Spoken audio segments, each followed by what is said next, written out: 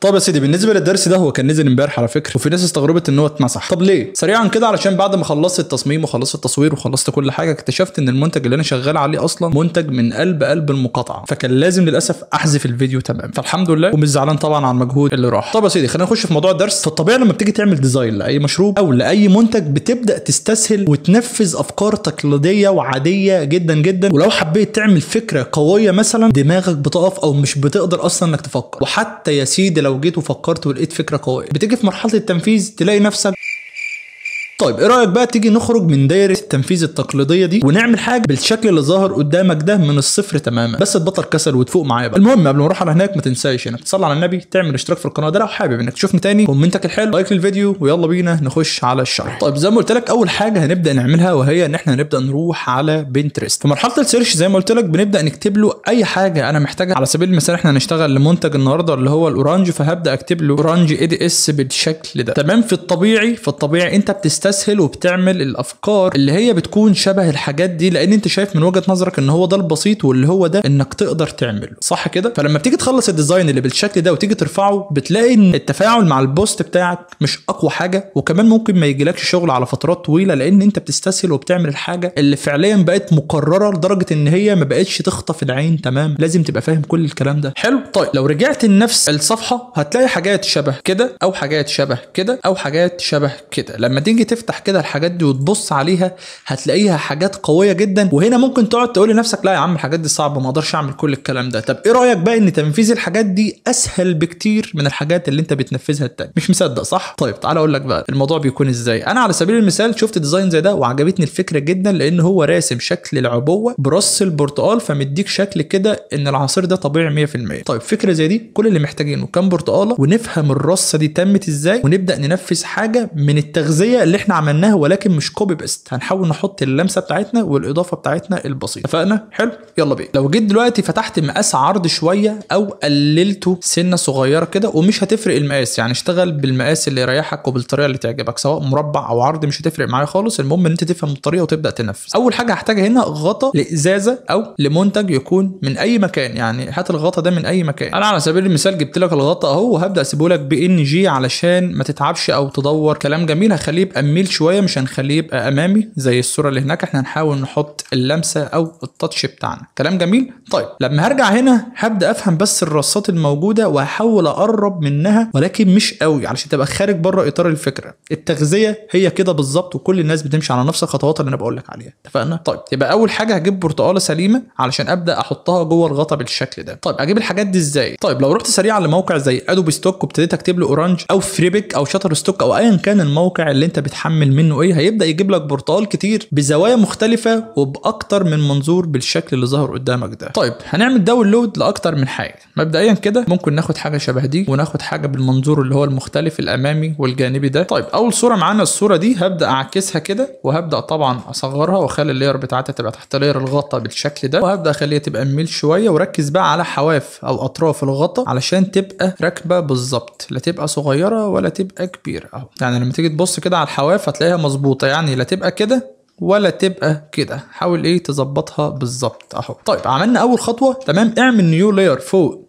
البرتقاله على طول واعمل كنترول الت جي علشان خاطر هنجيب البراش تول اللون اللي هو الاورانج الغامق ده اهو، وهعمل اوكي. وبعد كده هبدا امشي خفيف جدا. بص هقلل السايز هنا وهبدا ادي شادو كده ايه علشان خاطر تديك احساس ان الغطا كانه راكب بالظبط اهو بالشكل ده.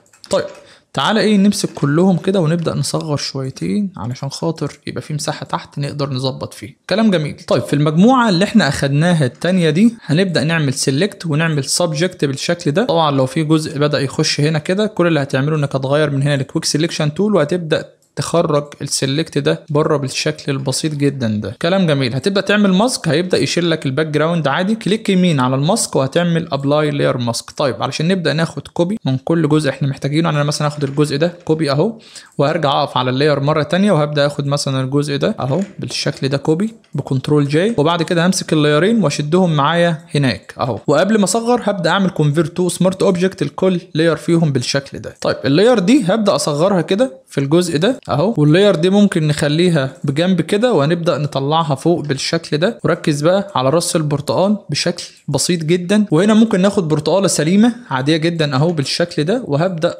صغر فيها صغر، وهنزل بيها لتحت شويتين، خليها تبقى فوق القطعه اللي هي دي. ممكن نخلي دي تبقى بميل كده اهو، دي هنصغر فيها شويه، ودي هنبدا نرفع فيها لفوق سنه. وبعد كده هناخد كوبي من البرتقاله اللي في النص دي اللي هي دي، وهبدا امسك اللاير اللي تحت الكوبي ده، هبدا اخليه يبقى تحت خالص اهو علشان ابدا اصغر وابين منه جزء بسيط في الجزء ده. كلام جميل. طيب البرتقاله الفاتحه دي لو عملنا كنترول ام وابتدينا نغمق فيها كده لونها هيظبط شويتين اهو. تمام. ممكن اخد منها كوبي وهبدا اعكس فيها كده ونبدا نطلع بيها لفوق بالشكل ده. كلام محترم. الجزء ده ممكن ناخد منه كوبي، يعني انا بثبت ايدي على الالت وببدا اسحب بالشكل ده. وممكن ناخد نفس القطعه دي ولكن ممكن نعكسها كده ونشوف ممكن تعمل ايه وننزل بيها لتحت، هتدينا برضو شكل حلو. يعني بص هي رصه انت بتحاول تظبط كده كده، مش هنعرف نظبط غير في الاخر خالص، فهمتني؟ يعني اهو انا ببدا ايه، لو في اي فراغات ببدا املاها. وهناخد واحده من دي كمان نخليها مثلا في الجزء ده عشان تعمل توازن. تمام. عايزين واحده اماميه بقى، اللي هو مثلا ممكن ناخد واحده زي دي اهو، وممكن نطلع فوقها القطعه دي مثلا بالشكل ده، ونبدأ ناخد الكبيرة قوي دي نخليها تبقى تحت خالص مثلا. تمام. وناخد منها واحدة تانية نخليها فوق. بص هتحس ان بدأت العلبة تترسم بالشكل البسيط جدا ده اهو. ودي ممكن نصغر فيها شوية. تمام. دي ممكن ناخد منها كوبي ولكن مش هنبين منها الحتة الخضراء، يعني هنبين منها بس الجزء البسيط ده. طب احنا كده شبه قربنا، هنبدأ بقى نظبط في كل حاجة اهو. يعني لو في حاجة كبيرة هنبدأ نصغر فيهم كده على بسيط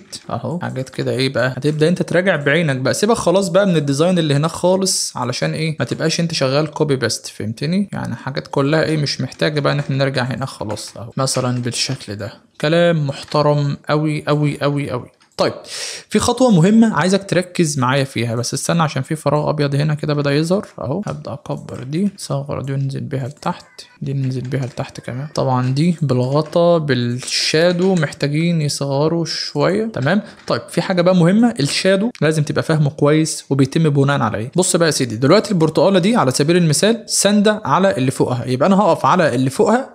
تمام. مبدئيا عشان اتحرك على البرتقال كله ببدا ادوس كليك يمين، اول لاير بتبقى هي دي، كليك يمين اول لاير بتبقى هي دي، كليك يمين اول لاير بتبقى هي دي. تمام.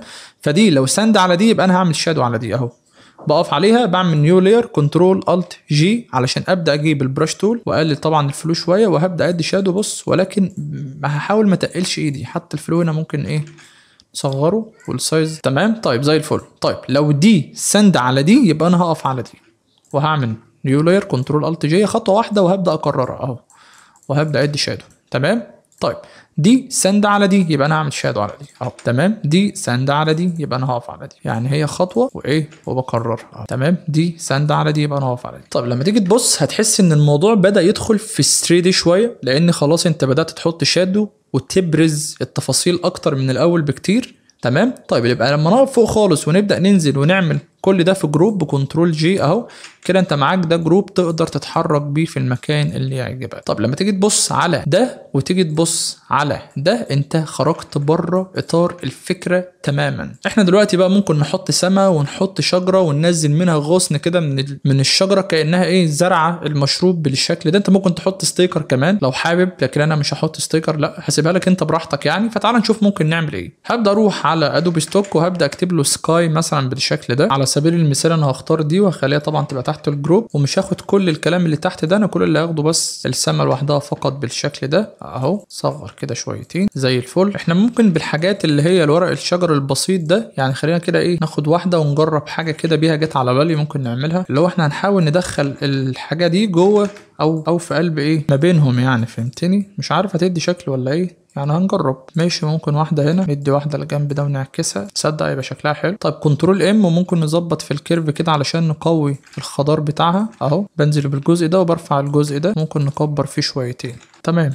محتاجين نحط واحده مثلا الجزء ده ادت شكل كويس. طيب كلام محترم. طيب عايزين شجره تكون شجرة برتقال، فأنا سريعا هبدأ أروح لأدوبي ستوك وهبدأ أكتب له تري مثلا أورانج بالشكل ده، وهنبدأ نشوف شجرة تكون هادية. على سبيل المثال الشجرة دي كويسة، ممكن إيه نكبر فيها بقى إيه علشان ناخد بس الجزء اللي هو ده، وخلينا نكبر كمان شوية ونبدأ نخفي بس الشجرة من على اليمين كده تمام، كلام محترم قوي. تمام، ممكن ناخد كوبي من نفس الشجره، يعني انا بثبت ايدي على الالت وببدا اسحب علشان نبدا ناخد جزء بسيط قوي اللي هو البرتقال ده، علشان نبين ان دي شجره برتقال عاديه خالص اهو. والحاجات الزياده اللي بدات تظهر فوق هعمل ماسك، وبالبرش تول هبدا هجيب البرش التقيله، هعلي الفلو وهبدا احذف اي زياده هنا كده، مفيش اي مشكله. كلام حلو حلو حلو يعني. تمام.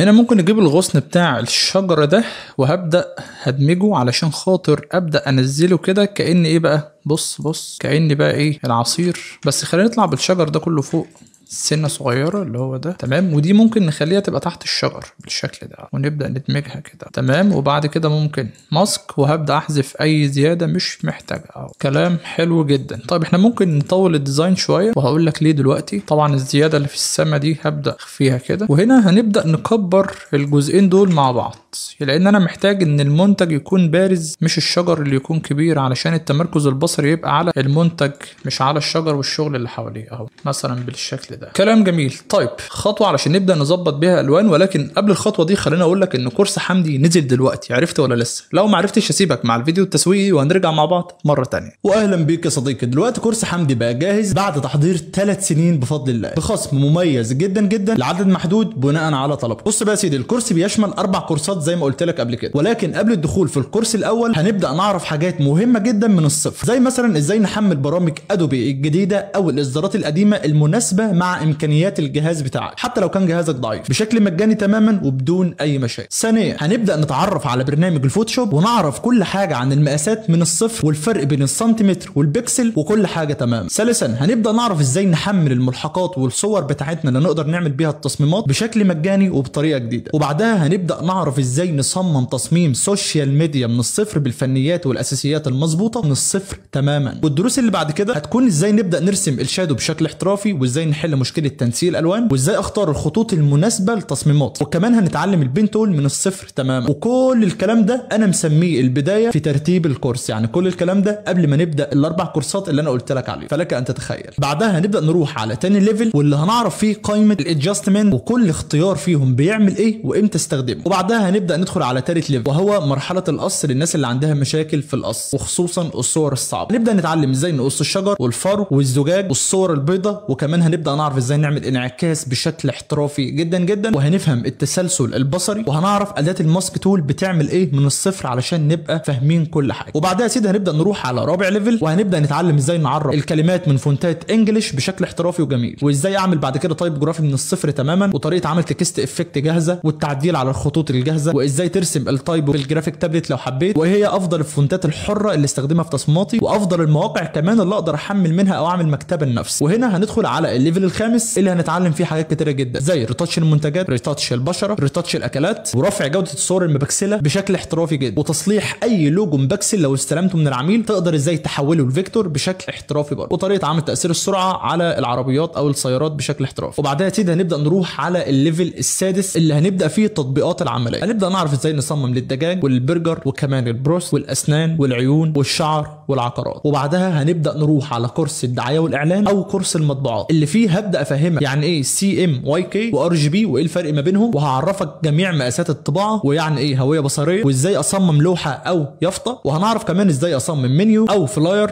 او كارت شخصي، وكمان شغل الاوت دور اللي هو بيكون الاستندات او الفوانيس الجانبيه، وده بيكون ليه فنيات واساسيات مختلفه هنبدا نعرفها كلها من الصفر. بعد كده هنبدا نعرف ازاي نصمم شنطه وخيط والتيشيرتات وكيس رز او مكرونه او اي تصميم لاي منتج عموما، وليتر هيد وستيكر وتصميمات الرول اب. وبعدها هنبدا نعرف الفرق بين طباعه الديجيتال وطباعه الاوفست، وبعدها هنعرف ازاي نفصل الالوان بشكل مبسط وسهل. وبعدها بقى يا سيدي هنبدا ندخل على كورس التسويق الذاتي، واللي هعرفك فيه ازاي تعرض شغلك بشكل احترافي جدا في البدايه لانه مهم، وازاي تسوق لنفسك، وازاي تجيب عملاء، وازاي تحدد اسعار تصميماتك، وازاي تستلم فلوسك من خارج مصر لو انت شغال مع عميل او شركه، وازاي تعمل جميع الاشتراكات في جميع برامج ادوبي والمواقع المدفوعه كمان، وازاي تكون مميز في شغلك، وازاي تطور من مستواك. المستويات. وبعدها يا سيدي هنبدا نخش على كورس المونتاج على برنامج بريمير، واللي فيه هقول لك على حاجات كتير، منها ازاي بمنتج فيديوهاتي بالشكل اللي انت بتشوفه سواء على اليوتيوب او دلوقتي، والفواصل والتحريكات وحاجات تانية كتير. وهنا تكون انت فهمت انا ليه اتاخرت اكتر من 3 سنين في تحضير الكورس ده. بس فكره ان انا اديك 4 كورسات في كورس واحد ده لان حابب اساعدك وحابب اكون معاك من الصفر تمام. اي حاجه في الكورس ده هتكون مش واضحه هتلاقيني معاك خطوه بخطوه بامر الله. الكورس طبعا هيكون مسجل مش لايف، وده الافضل ليك علشان لو في اي حاجه تقدر انك تراجعها براحتك، وحتى لو وقتك مش كبير تقدر انك تشوف الكورس برضو اي وقت. الكورس ان شاء الله هيكون معاه هدايا كتيره جدا. الهديه الاولى هيكون شنطه ملحقات تتعدى ال 40 جيجا فيها كل احتياجاتك، تصميمات مفتوحه، فونتات، صور PNG، صور عاديه، منيوهات، فلايرات، كروت شخصيه، وحاجات تانية كتير جدا هسيبك انت تكتشفها براحتك، وده برضو لان حابب اساعدك. الحاجه التانية جروب واتساب بيتم اضافتك فيه علشان نبدا نتابع مع بعض لو في اي حاجه. وحاجه مهمه جدا جدا، الناس المجتهده في الكورس ده واللي ان شاء الله هتركز في التطبيقات او في الكورس كله هيكون ان شاء الله ليهم هدايا من فونتات حمدي المدفوعه علشان تبدا تصحصحوا معايا وتفوق لي يا معلم. فبس يا سيدي هنا اكون وصلت معاك لاخر الفيديو، ما تنساش تلحق الخصم ومستنيك هناك في اول درس. حاجه اخيره قبل ما امشي، ما تنساش انك تصلي على النبي ويلا بينا. فبس يا سيدي الكورس ان شاء الله هيكون فيه كل اللي انت محتاجه من الصفر، حتى لو انت شخص ما يعرفش اي حاجه عن المجال ولا يعرف حتى البرامج بتسطب ازاي او بيحملها منين، كل الكلام ده هيكون من الصفر تمام. وحتى لو انت مستوى متوسط فبرضه الكورس ده هيضيف لك كتير جدا جدا، لان بنتكلم عن كل حاجه بشكل مختلف. فالمهم يا سيدي خلاص احنا ظبطنا الموضوع ده، هنبدا نروح عند السلكتيف كلر بعد ما طلعت فوق خالص، ومن هنا بقى هبدا اركز على الالوان كلها علشان هنبدا نظبط فيها اهو بالشكل ده. هنبدا نغير الاصفر، طبعا الارقام مش ثابته زي ما قلت كتير قبل كده، كلها حاجات على حسب عيني اهو. هبدا اغير هنا الاخضر اهو، لون السما، الازرق، الابيض اهو تمام. طيب تعالى بقى ايه نضيف حاجه كده لمسه اخيره، اللي هو مثلا ايه الورق الطاير ده هنكبر فيه شويتين، هننزل بيه لتحت اهو، نطلع فوق سنه، هنعمل ماسك، واي زياده هبدا اشيلها لو انا حاسس ان هي هتعمل لي تشويش اهو. ممكن نرجع نكبر تاني كده بالشكل ده. عايزين بس ايه ناخد كوبي من واحده مثلا دي ونبدأ نحطها في الجنب ده علشان ما يبقاش فاضي كده اهو. فبص كمية الجمال مش طبيعية تمام. طيب زي ما انت واقف كده ممكن تعمل كنترول الت شيفت اي، هيبدأ يعمل لك لاير علشان نبدأ نروح للكاميرا رو، وهنبدأ نظبط بقى ايه في الإضاءة هنا وفي الشغل اللي انت عارفه ده اهو. وزي ما قلنا طبعا الارقام مش ثابته، كلها حاجات بتحسن بيها كواليتي الصوره بس مش اكتر اهو. طبعا احنا ما كتبناش اي جمله خالص، دي هسيبها لك برضو، انت ممكن تكتب بقى اي سلوجان كده ايه يظبط معاك الدنيا، تعمله على شكل تايب وكده ايه لذيذ يعني علشان برضو يظبط معاك الاداء. هنا ممكن ننفخ شويه الصوره اهو من دي، كلام محترم. طيب وهنبدا نعمل اوكي، وتعال نشوف قبل وبعد. ده كده بعد، قبل، بعد، قبل، بعد. لما تيجي تبص كده على النتيجة هتلاقي النتيجة تحفة، التفاصيل حلوة جدا، والافضل من كل ده هو ان انت خرجت بره اطار الفكرة اللي احنا شفناها في التغذية البصرية. فده بالظبط اللي عايز اوصله لك من الموضوع. مش معنى ان انت عايز تعمل فكرة قوية يبقى الموضوع مستحيل اطلاقا، التنفيذ سهل وبسيط، بس انت تبقى فاهم الخطوات بتتم ازاي. كل الناس الخبرة والقديمة في المجال كله بيشتغل بنفس الطريقة ونفس الاسلوب علشان ما تبقاش فاهم ان في خطوات غير الخطوات دي اطلاقا. والله انت عارف انا بحب ابسطها لك لان انا ماليش في الشغل المعقد تماما. وفي ناس بتعمل كومنتات اللي هو الدروس سهله جدا، احنا عايزين حاجات صعبه. لو انت شايف ان الدروس سهله كفايه او زياده عن اللزوم ممكن تتابع حد صعب لو انت شايف كده. لان انا عايز اقول لك حاجه، المعلومه اللي انا بقدمها لك بكل بساطه دي انا ممكن اصعبها لك قوي واعمل لك منها فيلم علشان اثبت لك قد ايه انا ديزاينر جامد ومش اسلوبي تماما. وكل الناس اللي معايا من بدايه اليوتيوب فاهمه ده كويس. فالمهم يا سيدي لو خلاص انت وصلت معايا لحد هنا ما تنساش انك تصلي على النبي، تعمل اشتراك في القناه علشان اللي جاي، كومنتك التشجيعي، لايك للفيديو علشان بيساعد الفيديو في الظهور اكتر. وبس نتقابل في فيديو جديد، سلام.